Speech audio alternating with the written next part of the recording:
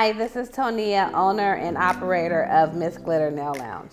Before I started my business, I wish somebody would have told me to trust the process and just let everything flow, because if you are patient and you're consistent, everything's gonna land exactly where it needs to land, and the process is the part that's actually the easiest. So you have to just trust the process. Hello everyone, and welcome to our latest episode of Doing the Damn Thing. So it's just me today. Geraldine's behind the camera and Lauren is traveling. So you guys just get my lovely face. So today we are on site for our first on-site interview. We are really excited to be here at Miss Glitter with Tonia. So tell us a little bit about Miss Glitter. Miss Glitter is a San Francisco Bay Area nail salon. We specialize in all nail services. We do nail art, we do pedicures, we do manicures, and anything to do with nails. We do makeup and lashes. Nice. So can you tell us a little bit about the name Miss Glitter? Because we were talking about it before we started the interview. Yeah, Miss Glitter is the name of the salon, and it originally was Glitter Nail Lounge and Spa. But due to legal reasons, we had to change it to Miss Glitter, and it just stuck, and everybody knows me as Miss Glitter now. Yes. So let's dive into a little bit about the brick and mortar business, right? Because everything, you hear more and more people wanting to do their business online or want to do their business mobile. Why did you decide to do a brick and mortar business? Well, for me, I provide services to people, so it makes, the service I provide, you need a location for it, and also I wanted to bring, I've worked in Miami, I've worked in Los Angeles, and I wanted to bring some of that flavor to the Bay Area, so that's how I ended up opening here. And then also my family is from East Oakland, and I wanted to bring a business to my community. It was very important for me to offer something nice and services to Oakland, and open up in a place that not necessarily people would want to open a business up in. Yeah.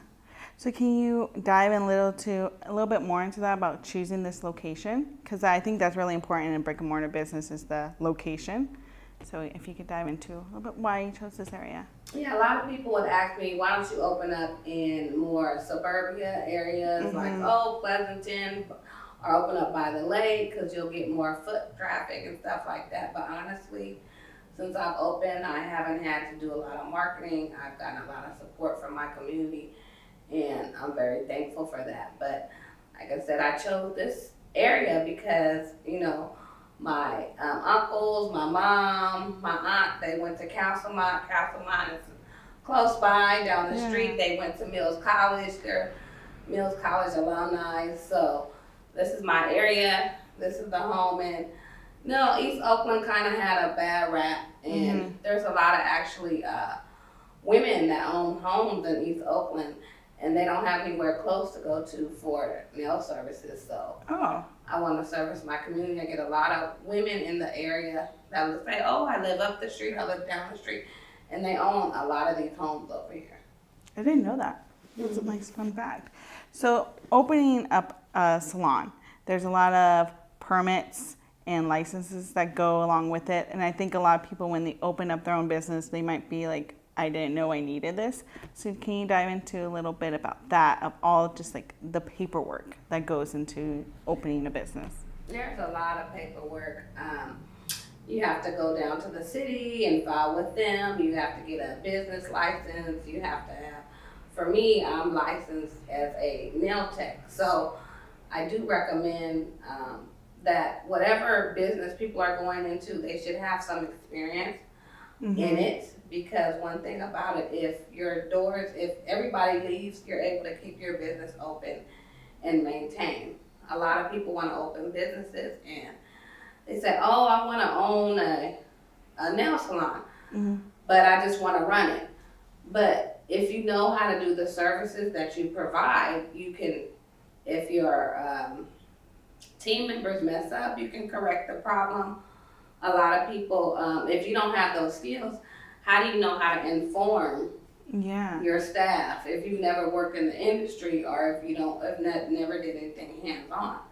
Some people say, oh, I want to open a restaurant. But have you ever been a waitress? Have you ever worked in the kitchen? Mm-hmm. Have you ever done anything in your industry to really learn and know it? So paperwork is very important, or else you can't keep your doors open. But also having some certification in the industry that you want longevity in is key. Mm-hmm. So what were some of the first lessons you had to learn when you're opening up your business that you're just like, oh, I wish someone would have told me I needed to do that? I wish I would have learned about micromanaging. Oh, really?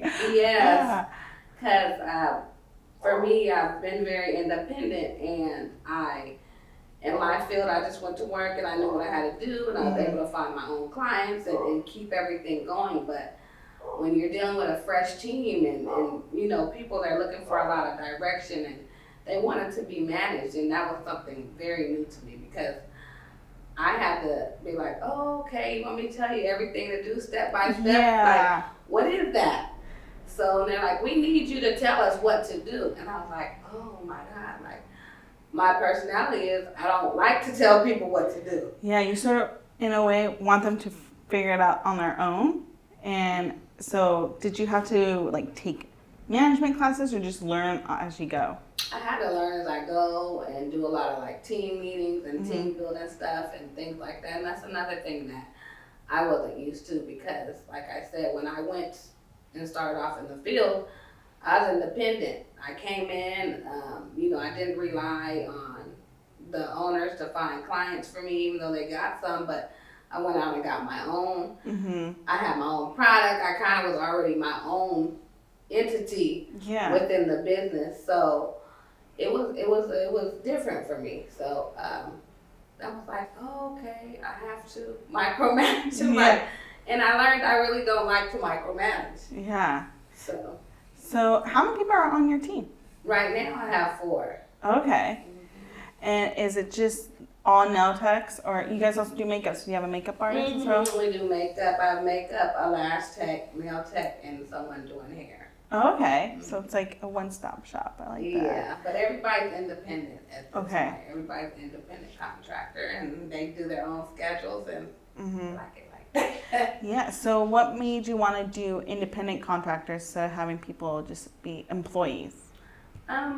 It's a personal preference with business. People have to kind of weigh their options, depending on what city they're in or what the rules of the state, actually, should I say.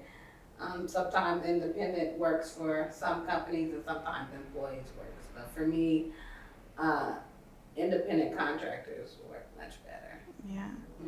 So can you talk a little bit about the nail industry, maybe in the Bay Area or as a whole, of the competitiveness of it and how hard or easy it is to start a salon? Because depending on where you live, there's, at least where I live, my place, there's 5 or 10 nail salons within driving distance, right? And you choose the ones that have the best reviews or the best rates. But to me, when I see that, I'm like, that's a lot of competition. And you're all serving one area. So how, and from your experience, how is the competition in the nail industry? Well, I see you have cute nails, so Thank you you. want some nails. Yeah. But I don't really. In my area, I don't really have any competitors. Nails in the States are usually a Vietnamese ran industry. Mm-hmm. So I feel that everybody kind of has their own niche, and people come to me specifically because of my brand and who I am. So I know that there's no competition because the next person is not going to offer what I offer personally. So it's a very individualized thing. But actually, from a marketing standpoint, it's good to have competition nail salons in the same area because people know, they're going to go to the street and they're going to say, I can find nail salons on this street. or this is where to go. There's 3 up the block, so you can choose. So it's actually good for them to have that. But in the other minority-owned nail salons, they're all my friends. We work together. Oh, okay. Yeah, so it's like this community. Yeah, it's a community, and I've been in the nail business for a long time. I got my nail license in 2007. So for me, I kind of know the ins and outs of the industry, worked with some of the best in my industry, so I'm very comfortable in being in my own lane. And I don't know, they call me kind of like the godmama nails in the Bay Area. That is a good name. You need a t-shirt that says that. that. So a lot of, people have said that they've kind of watched me and, looked at some of the things that I've done and took some tips and stuff like that. So, at this point, I'm here to help the other young women or males in the industry. And, a lot of them reach out to me for advice and stuff.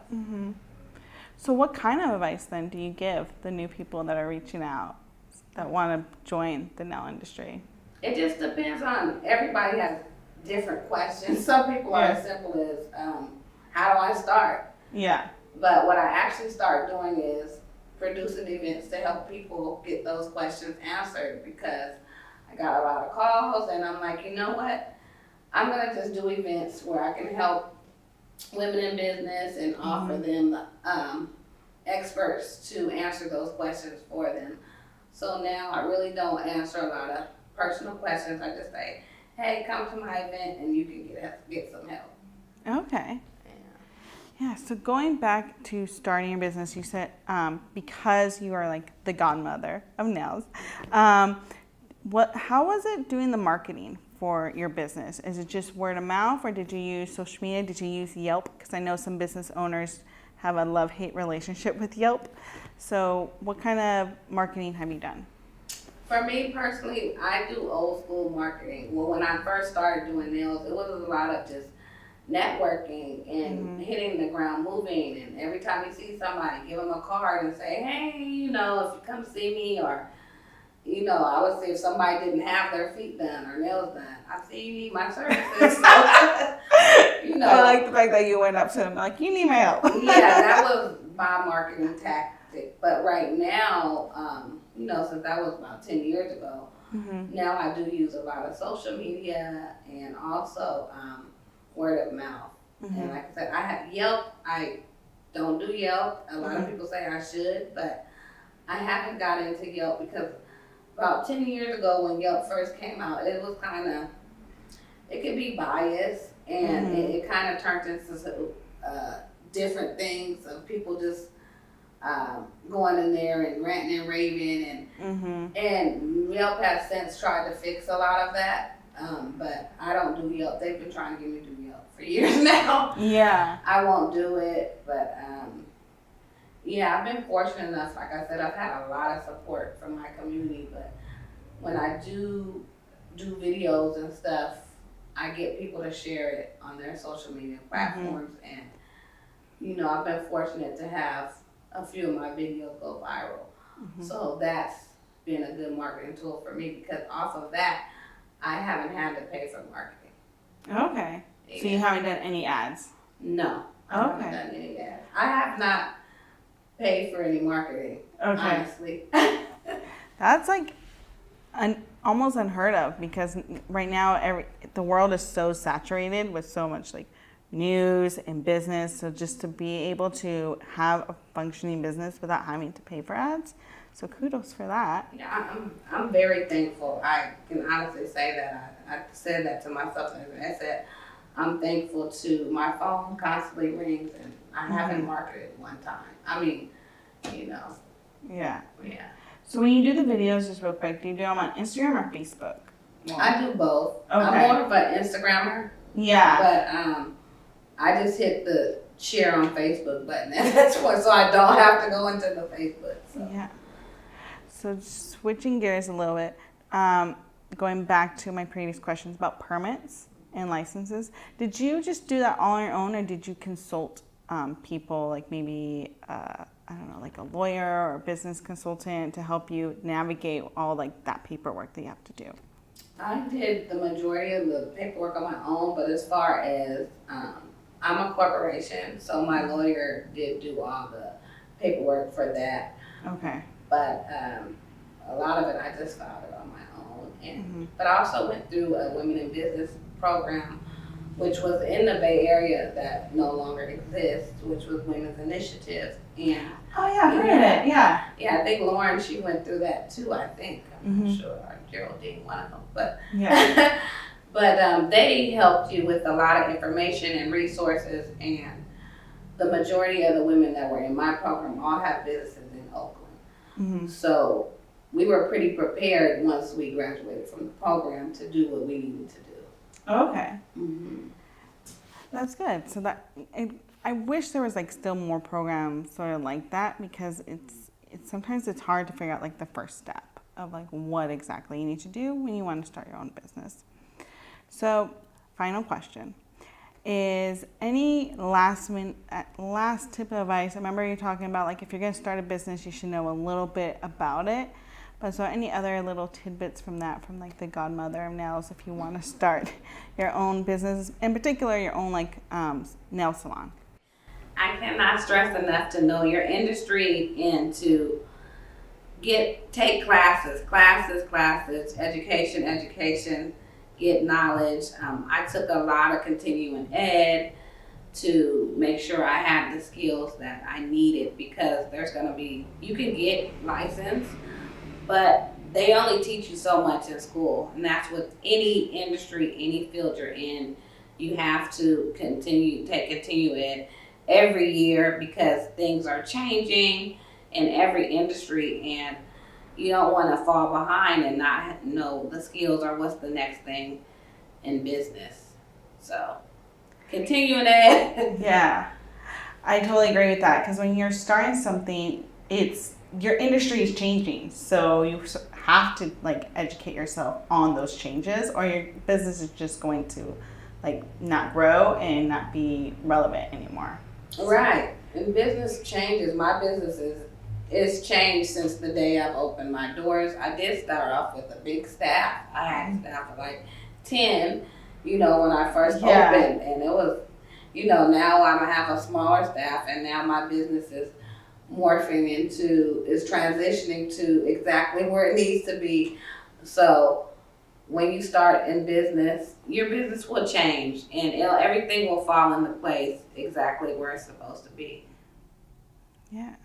Well, thank you so much. I really appreciate you taking your time out of your day and inviting us to your salon. It's really pretty, guys. I'm like really digging these chairs. These chairs sort of remind me of like Beyonce chairs. Like I want to do a music video now. Yeah. So thank you again so much. I really appreciate it. Yeah, so don't forget to like, share, and subscribe to this channel. So like this video, share this video, subscribe to the channel, and ring that little bell. And we will see you guys next week.